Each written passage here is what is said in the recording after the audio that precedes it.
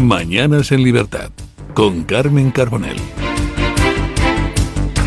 Ya está aquí don Eric Gutiérrez para traernos la última información en materia política, económica y social. Vamos con las noticias a esta hora de la mañana. Continuamos con las noticias contándoles que los 61 eurodiputados españoles acuden al Congreso de los Diputados para recoger su acta y jurar la Constitución. Ese trámite de la legislación española es necesario para poder recibir la credencial que permita tomar posesión del escaño en el Parlamento Europeo. Doña Dolors Montserrat. Sí, juro. Doña María Carmen Crespo Díaz. Sí, juro. Doña Martínez Urraman. Sí, juro.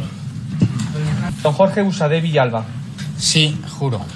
Uno de los aspectos más importantes de la jornada de ayer fue la ausencia del candidato de Junts a las europeas, Toni Comín. Tras no haber acudido a recoger su acta, la Junta Electoral Central ha acordado declarar vacante temporalmente su escaño en el Parlamento Europeo. Según el artículo 224.2 de la LOREG, los candidatos elegidos deberán jurar o prometer acatamiento a la Constitución ante la Junta Electoral en un plazo de 5 días desde su proclamación. Cabe recordar que Comín tiene vigente una orden de detención por causas pendientes en relación a los hechos asociados al proceso de Cataluña y además también al referéndum del 1 de octubre de 2017. Por otro lado, Dolors Montserrat, diputada del Partido Popular en Europa, sí juró la Constitución. La número 1 del PP en el Europarlamento centró su discurso en la diferencia entre el PP y otras fuerzas de derecha en Europa.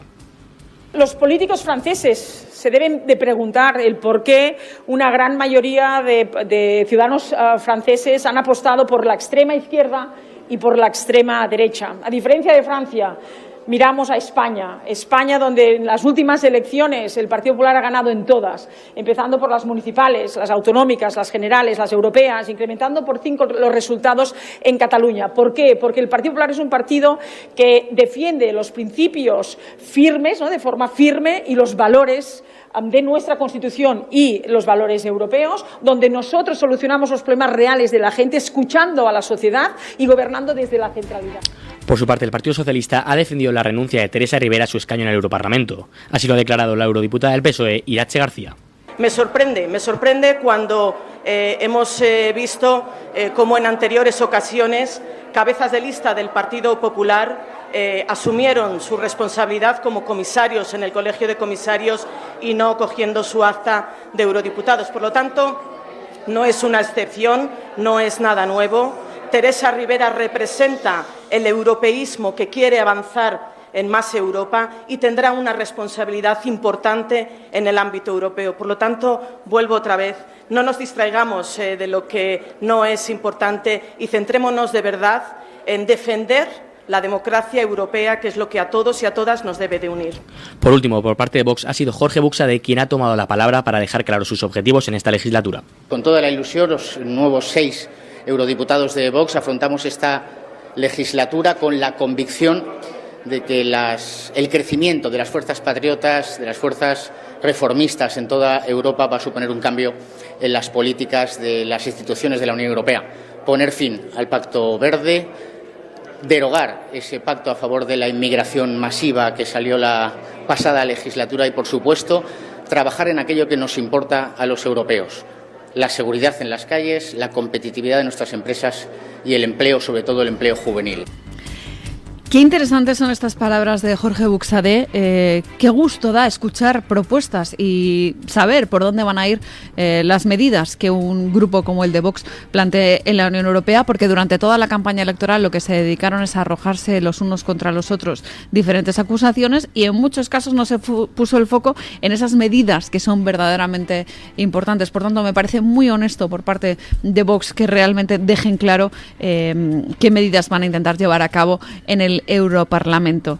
En fin, vamos a empezar por el principio, por Toni Comín. Saben que ayer juraron la Constitución los 61 nuevos eurodiputados, o tenían que haberla jurado, porque solo acudieron 58 a jurar o prometer esa Carta Magna, como saben ustedes, ese acto previo esa toma de posesión en el Europarlamento, y como era previsible ha faltado el parlamentario de Junts, Toni Comín, quien estaba en la lista de Carles Puigdemont y que está huido de la justicia.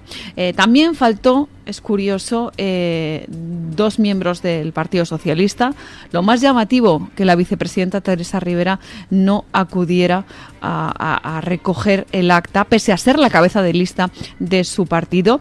Lógicamente una decisión muy criticada porque realmente es un auténtico fraude electoral. Al final, pues ya ven ustedes, unos votan a algunas personas y luego se quedan otros recogiendo el acta. La pregunta aquí es qué va a pasar con Toni Comín, al igual que Carles Puigdemont, el cabeza de lista de la Unión en las elecciones del Europarlamento por parte de Junts per Catalunya. Está reclamado por la justicia por el procés, así que se va a declarar temporalmente vacante ese escaño de Toni Comín hasta que se produzca ese acatamiento de la Constitución, si es que llega. En cuanto a los planes de los eurodiputados, ya lo han escuchado por parte de Jorge Buxadé, queda claro que bueno, van a llevar una serie de medidas, como por ejemplo la de derogación del llamado Pacto Verde Europeo. Se va a apostar por impulsar políticas que garanticen la seguridad en las calles, que restrinjan la inmigración, en fin, propuestas claras, negro sobre blanco, que es lo que querríamos escuchar.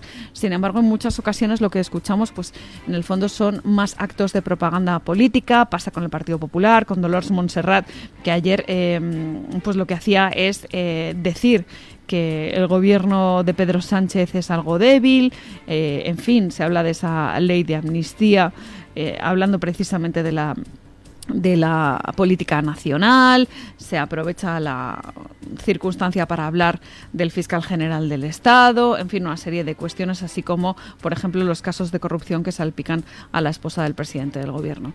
Un acto más político que otro.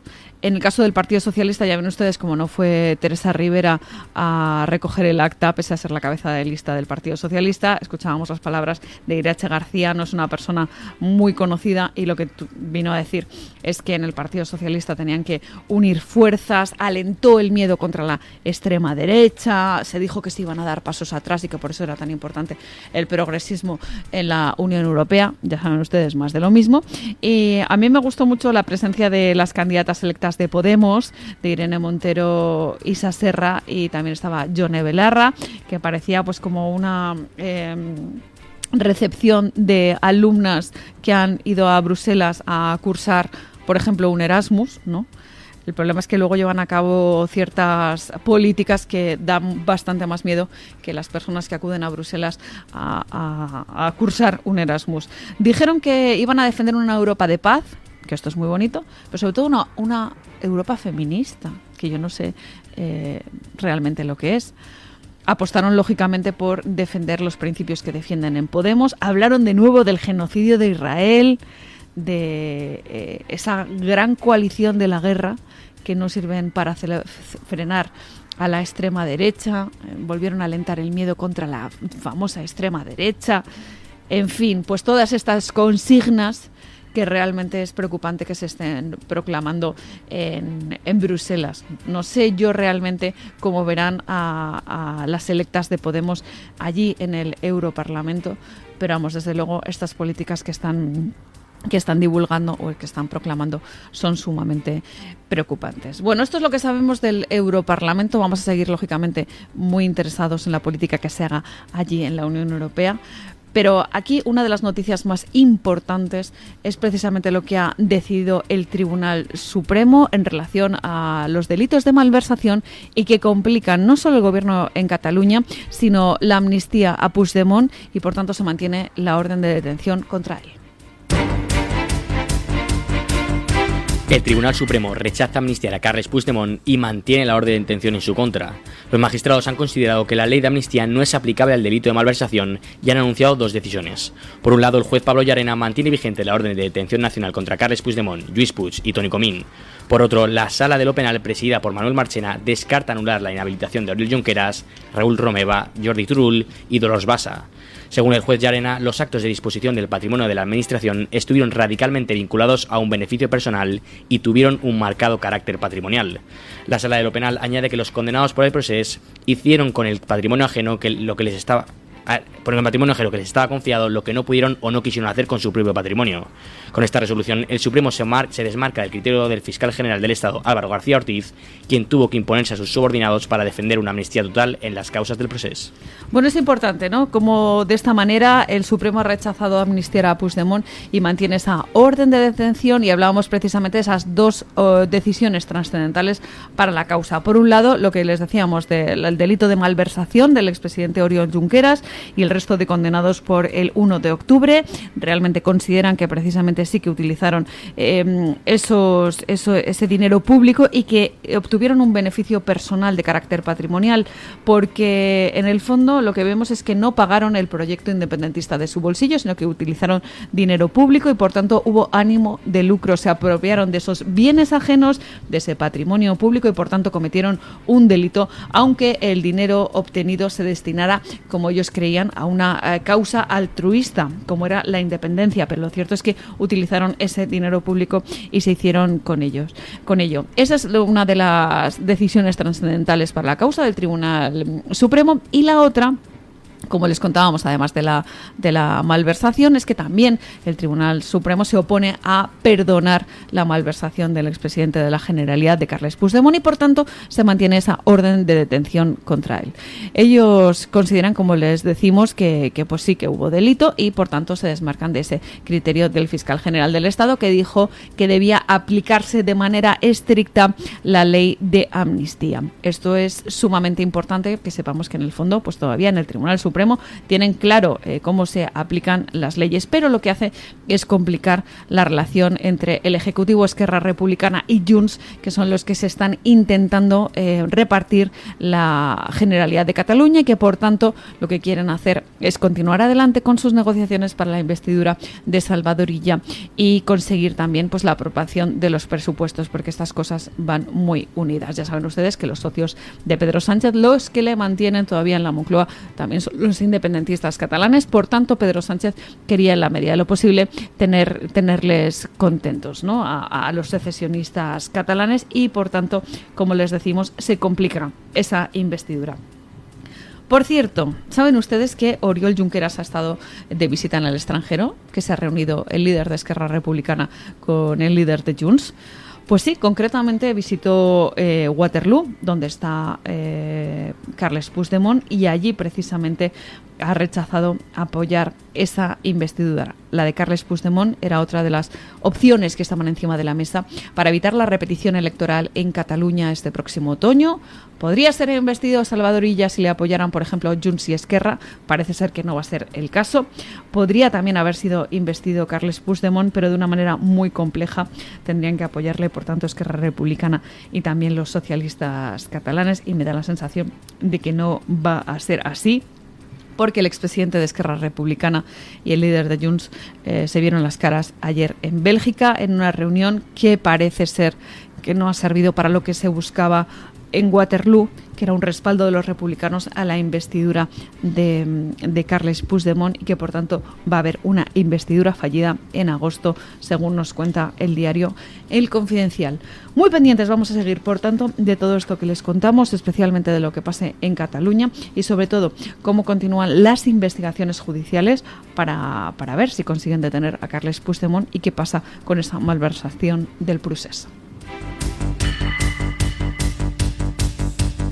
El Ministerio de Trabajo reducirá la jornada laboral sin haber llegado a un acuerdo con COE y CEPIME.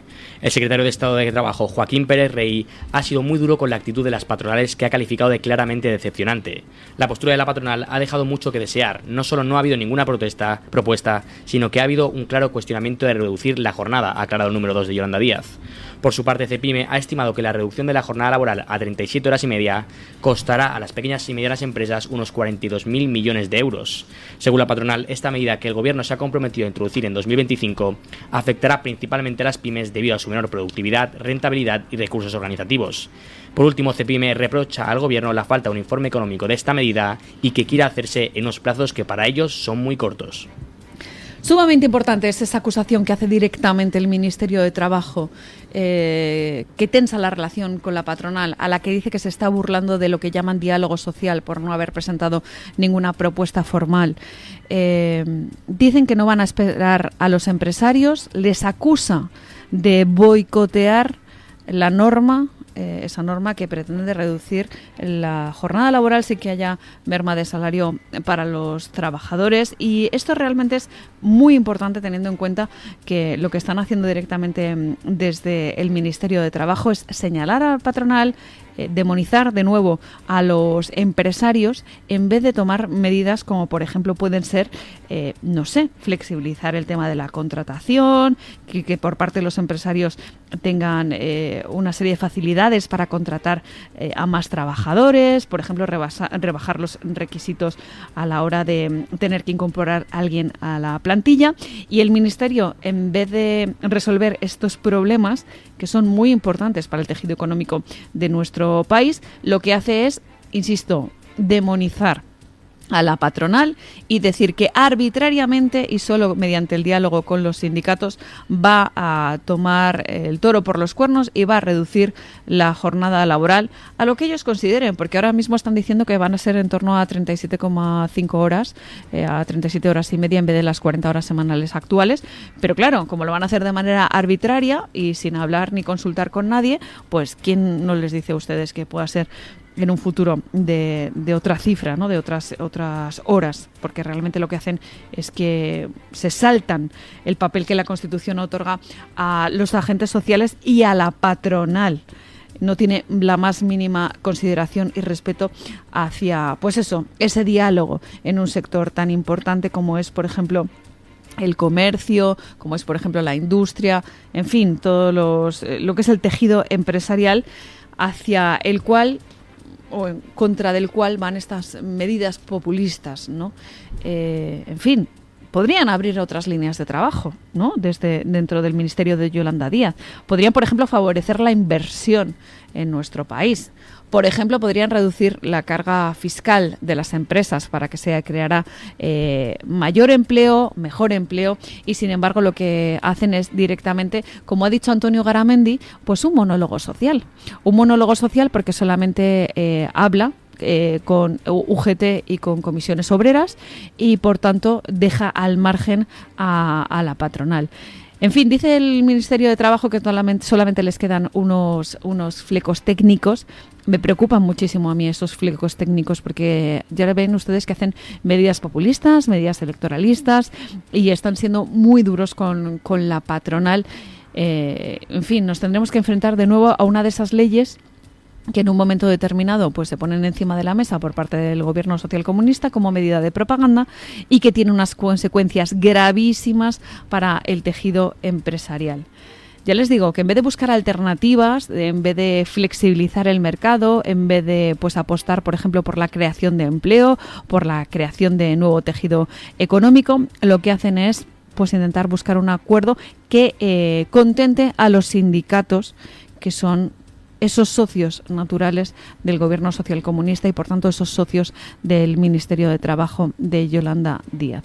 En fin, malos tiempos para todos los trabajadores que realmente quieren ver pues eso, cómo va a salir adelante su empleo. Malos tiempos para todos los empresarios, las pequeñas y medianas empresas, que son las que sostienen el tejido empresarial de nuestro país.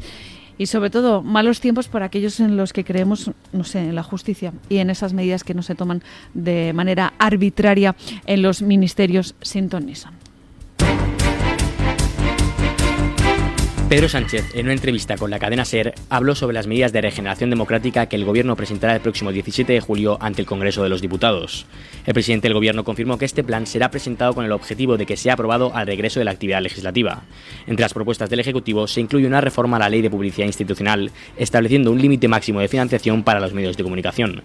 Sánchez argumentó que algunos medios no tienen lectores y dependen únicamente de estos recursos. Lo que estamos también estudiando, y es una de las propuestas que haré al Congreso de los Diputados, es establecer un máximo de financiación pública para los medios de comunicación.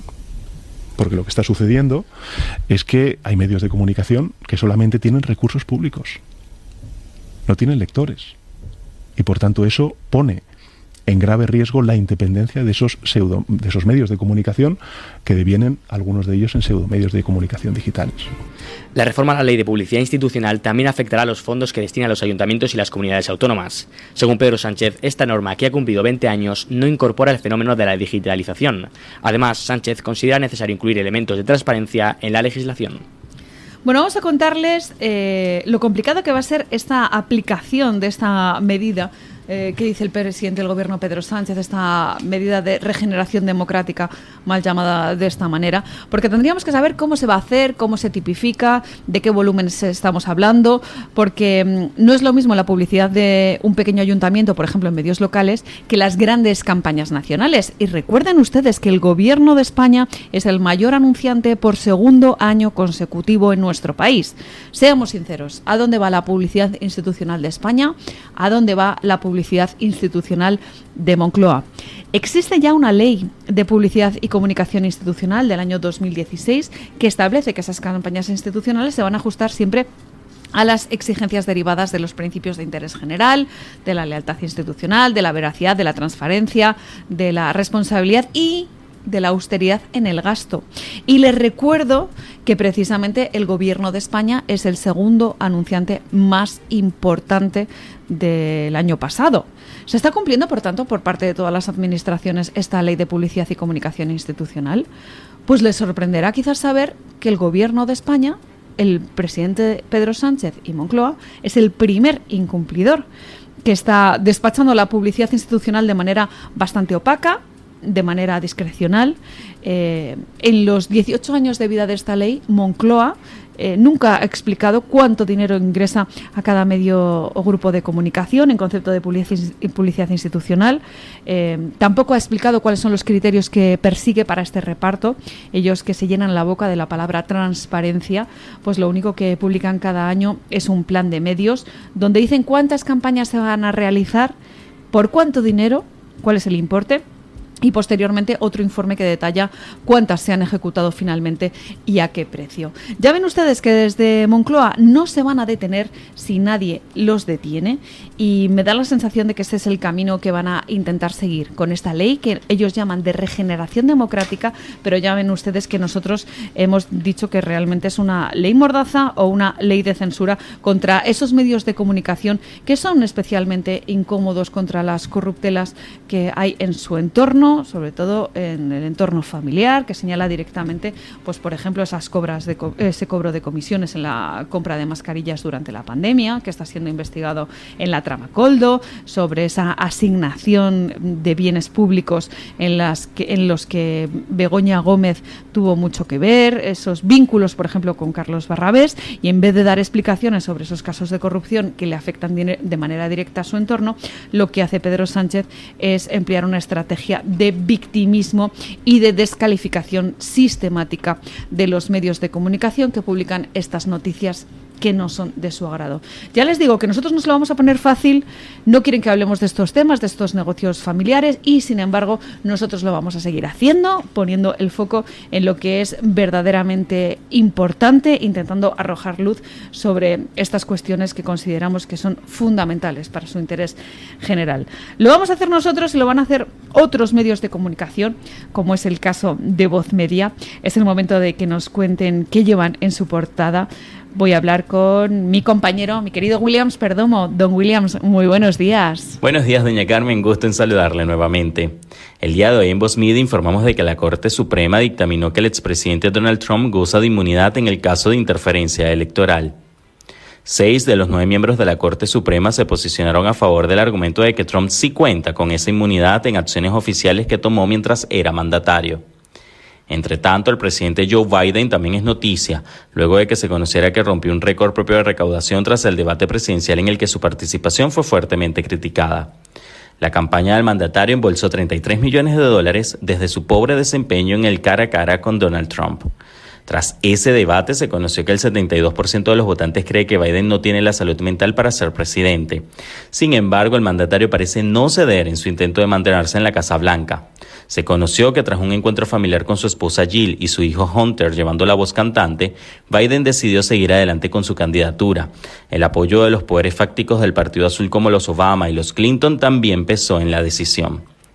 Finalmente, en nuestro portal también encontrarán que en Florida entró en vigor la ley para hacer frente a la ocupación ilegal.